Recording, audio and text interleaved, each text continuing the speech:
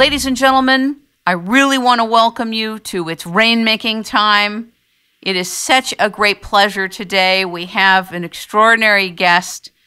You may have heard of her. For those of you that haven't, she's considered a digital midwife. She is the author of Blogging Tips, What Bloggers Won't Tell You About Blogging. She is an extraordinary writer. She has helped so many people prepare their blogs, launch their blogs, find their inner voice, unclutter their web pages. Her name is Lorelle VanFossen. She has a fascinating life, and she's somebody you want to be following, paying attention to, reading. Ladies and gentlemen, please welcome to It's Rainmaking Time, Lorelle VanFossen. Hey, Kim. Thank you for letting me be here.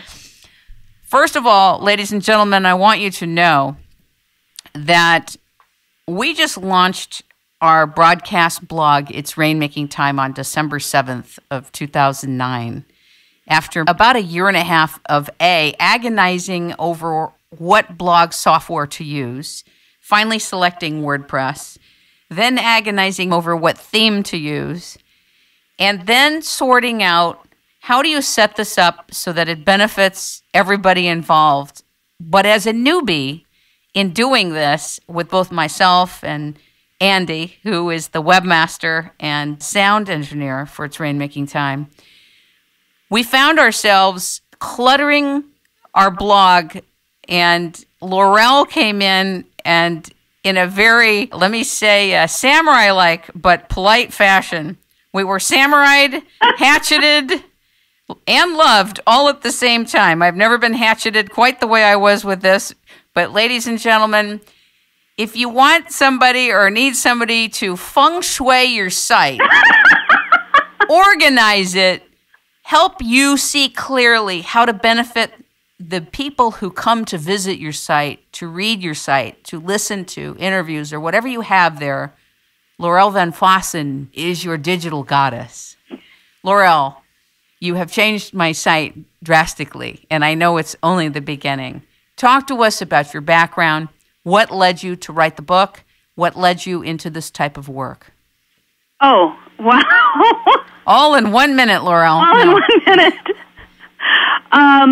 It started with A, B, C, and then I discovered there was other letters afterwards, and I kept chasing them and spent the rest of my life trying to anagram all of those. Now, I've been fascinated with the written word since I learned to read very, very early. I was a little prodigal. I can't even say how's that for chasing words. A prodigal child. She can't talk, but boy, can she write. Look out, everybody. Yeah. Just duck now before anything hits you. Quick. But I've always been fascinated with the written word, and through music, through storytelling, through writing, through books and novels, fact fiction, all the different layers. And that's been a running theme through my whole life, is this communication process that is semi-permanent, and in many respects, very permanent. We have writings going, the Dead Sea Scrolls, we have biblical writings, we have, carved in stone writings. Writing is quite a permanent thing. And I'm also fascinated with photography, which is also, we don't have time travel and we don't have the ability to stop time except with a camera. We can capture a moment and preserve it forever. The same thing is with the fascination with the written word.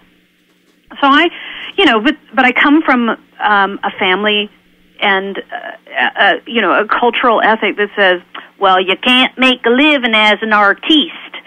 And, you can't make a living as a writer. You can't make a living as a photographer. So I did a lot of other things, became a famous business person, did all kinds of business, corporate, hated every moment of it.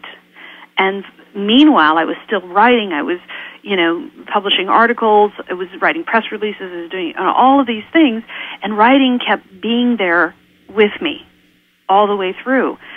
And when the web, I worked in the earliest days of web development with ARPANET and with the University of Washington and the whole development of the Internet as it is today. And I saw it in its earliest days as a way to not only just communicate with people, no matter where they were in the world, but to also preserve writing in a very interesting and fascinating way, as well as share it and exchange it. So it was a natural progression to want to preserve that, and through HTML, the development of web pages, that we were able to actually preserve our words in a digital form that could be read by anyone, not just someone who could get access to our letters or to our books. We had a much broader reach. It was very, very exciting. And I still, as I've watched, I've been working with the webs. I had one of the first websites in the world. It's called Camera on the Road. It's still alive, still moving, and has morphed, over the years. But that talks about our travel, because I retired in the middle of my life to, burned out, and not burned out, just needed change. Left the corporate, retired out of the corporate, and retired in the middle of our life. So that now we're unretired, and I have to work until I die. Maybe not. Because of all of that time taken off in the middle where other people are saving for their future old age, we spent our old age. But look at the life force you have as a result of it, and the happiness, and that has a lot to do with longevity, doesn't it? It does. When you break, I believe in breaking the mold. I really believe in breaking those eggs, mentally, physically, otherwise. I really believe that you've got to shake things up and break it. A friend of mine came to me the other day and said, okay, I have to give a presentation. What am I going to talk about? And how am I going to do it different? I said, no, first, you got to write down everything, all the points that you want to make, do your whole show, and then we break it. Because until you know the rules, you can't break it. And and that's what's been interesting with watching the web grow, as well as the parallel in my own life, is that we've reached this fascinating thing where now most of us know the rules, and now we're just starting to break the rules. So the next few years are going to be really, really fascinating in web publishing. I'm so looking forward to the next 5 years on the web. It's going to be very exciting. But for right now, the web has finally grown into, with the help of things like WordPress.com and even Google's, now it's Google, but Blogspot, which is now Blogger. But my favorite's WordPress.com. You now have the ability to have your voice heard, to share opinions, ideas, your talents, whatever it is, know how to, if you're an expert spoon maker, if you're a good gardener, or you just know how to do herbs and nothing else, or you're great at corn, whatever your specialty is, whatever your hobby is, whatever your interest is, you now can share it with the world for free. Or you can pay to do it, depending upon how much control and how much, resources that you want. But things like WordPress.com is unlimited traffic. You just can't advertise, but you can promote gently and do what's kind of called indirect marketing.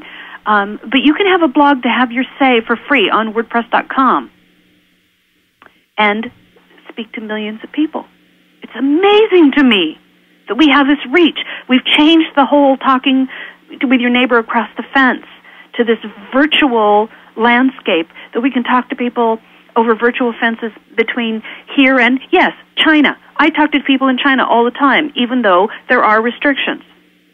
But I'm talking to people in Russia and South America and Australia, all over the world. I have a business partner in Denver, one in Australia, one in Netherlands, and a couple in Lebanon that I work with on a daily basis. Is this writing? When you say a business partners, is this on a writing level, or is this in publishing? Or I do now a lot of production work, a lot of publishing work behind the scenes. I do a lot of podcasting, video casting, a lot of any kind of content that's published. I do have a lot of shows going on that I either produce or I participate in. So for business partner means clients, means people that we have own companies together, so that we're producing online content. That's wonderful. So it's all over. For example, I'm very involved